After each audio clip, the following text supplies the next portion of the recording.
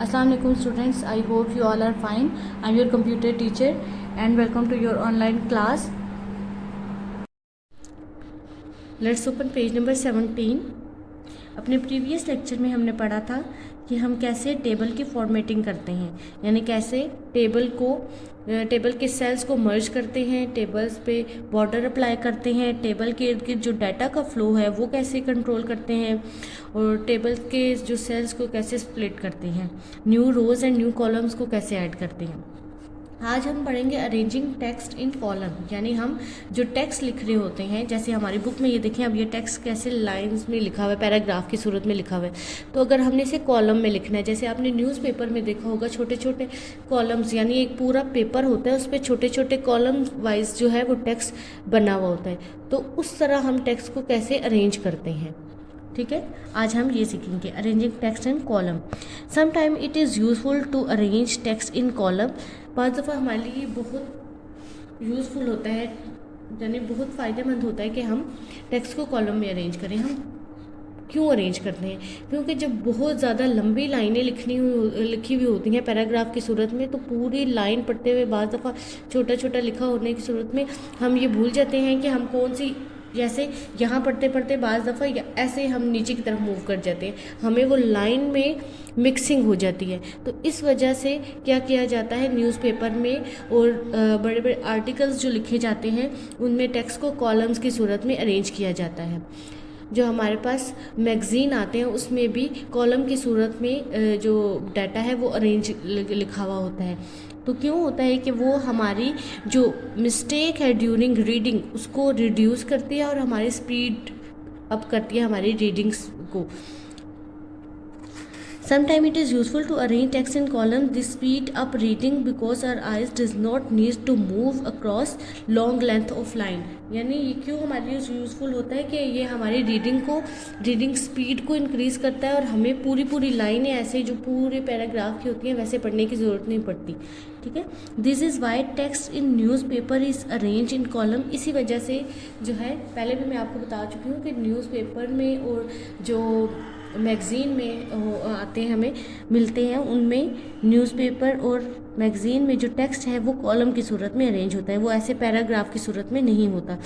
Let's see how we can arrange text in column on word document. यानी अब हमारा ये देखेंगे कि कैसे हम इसको, अगर टेक्स्ट के फॉर्म में जैसे ये लिखा हुआ है सारा, ये टेक्स्ट के फॉर्म में हो तो हम इसे कैसे अरेंज कर सकते हैं कॉलम की सूरत में। सबसे पहला जो है हमने क्या करना है, select column from the page setup. क्योंकि हमने एक पेज का सेटअप चेंज करना है तो हमने क्या करना है, page setup, page layout tab पे जाके पेज सेटअप ग्रुप में से क्या सिलेक्ट करना है, column. Click on more column at the bottom of the drop down menu. Drop down menu मैं आपको पहले ही बता चुकी हूँ कि जैसे ये जो आपके पिक्चर में छोटा सा एरो लगा हुआ नज़र आता है, ये जो आपके सामने दिखाई दे रहा है, तो जब आप इस पर क्लिक करते हैं नीचे कुछ ऑप्शन आ जाते हैं, तो इस चीज़ को कहते हैं ड्रॉप डाउन मेन्यू। आपने क्या करना है, सबसे पहले ये जो हमारे पास ऊपर टैब दिए हुए हैं, file, home, insert, page layout, तो सबसे पहले आपने पेज लेआउट टैब को क्लिक करना है। इसमें देखिए एक थीम्स है, पेज सेटअप है, पेज बैकग्राउंड है, पैराग्राफ है एंड अरेंज। तो आपने यहाँ पे क्या गिवन है, आपने पेज सेटअप ग्रुप, तो सबसे पहले पेज सेटअप ग्रुप पे क्लिक करना है।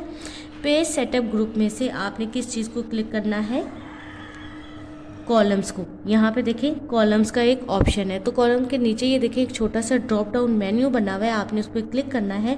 You can select the number of columns, यानी एक पेज पे आप कितने कॉलम्स रखना चाहते हैं आप इसे खुद डिसाइड कर सकते हैं। यानी 2 रखना चाहते हैं, यानी सारे डाटा को 2 कॉलम्स में अरेंज करना चाहते हैं तो 2 पे क्लिक करेंगे। 3 रखना चाहते हैं 3 पे, और जैसे जो आपने उसकी ओरिएंटेशन रखनी है, यानी जो उसका साइज़ रखना है वो आप उसे सिलेक्ट कर सकते हैं। You can also adjust the width of each column and by the spacing between each column by clicking on the required option.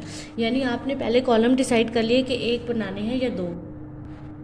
आपने कॉलम डिसाइड करने के बाद ये चीज़ भी डिसाइड कर सकते हैं कि एक कॉलम की विड्थ, यानी ये देखें यहाँ पे डिफरेंट ऑप्शन है, यहाँ इस ऑप्शन में देखें तो एक कॉलम की विड्थ ज़्यादा है और एक की कम है। यहाँ पे देखें तो इस साइड जो लेफ़्ट साइड पे उसकी विड्थ ज़्यादा है और राइट साइड वाले की विड्थ कम है। तो ये चीज़ भी डिसाइड कर सकते हैं कि आप किस अरेंजमेंट में अपने टेक्स्ट को डिस्प्ले करवाना चाहते हैं। उसके बाद इन दो के दरमियान में ये जो स्पेस है इसको भी आप खुद से डिसाइड कर सकते हैं, यानी आपके 2 कॉलम में या 3 कॉलम में स्पेस कितनी हो। आपको जो रिक्वायर्ड ऑप्शन आपको आपके अकॉर्डिंग सुटेबल होगा वो आप उसे सेलेक्ट कर सकते हैं। You can also select whether you want to entire text or only the text beyond the cursor to be arrange in column, यानी ये आप पे डिपेंड करता है कि आप अपने पूरे डॉक्यूमेंट के टेक्स्ट को कॉलम में अरेंज करना चाहते हैं या किसी स्पेसिफिक पोर्शन पे भी आप ये चीज़ अप्लाई कर सकते हैं। यानी आपका ऐसे अगर ये चीज़ है तो आपने यहाँ पे भी टेक्स्ट लिखा हुआ है, यहाँ पे भी टेक्स्ट लिखा हुआ है, दरमियान के किसी टेक्स्ट पे अगर आपने कॉलम टेक्स्ट अप्लाई करना है तो उसे भी कर सकते हैं। ज़रूरी नहीं है कि आप अगर कॉलम कर रहे हैं तो आपका पूरा डॉक्यूमेंट जो है कॉलम की सूरत में आ जाए। ये आप पे डिपेंड करता है कि आप कौन सा पोर्शन या पूरा डॉक्यूमेंट जो है कॉलम की सूरत में डिस्प्ले करवाना चाहते हैं। Click on okay to return to the document.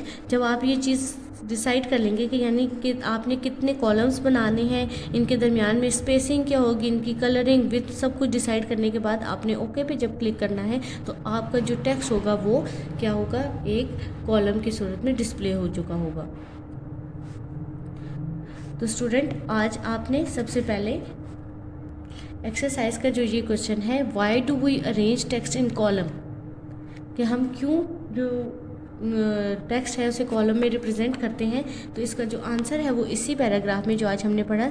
It is very useful to arrange text in column, this speed up reading because our eyes do not need to move across the long length of line, this is why the text in newspaper is arrange in column.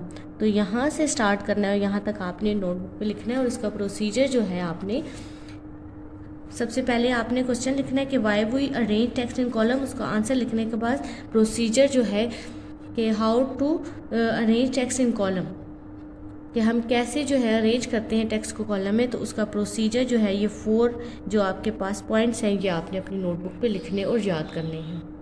Thank you student, अल्लाह हाफिज़।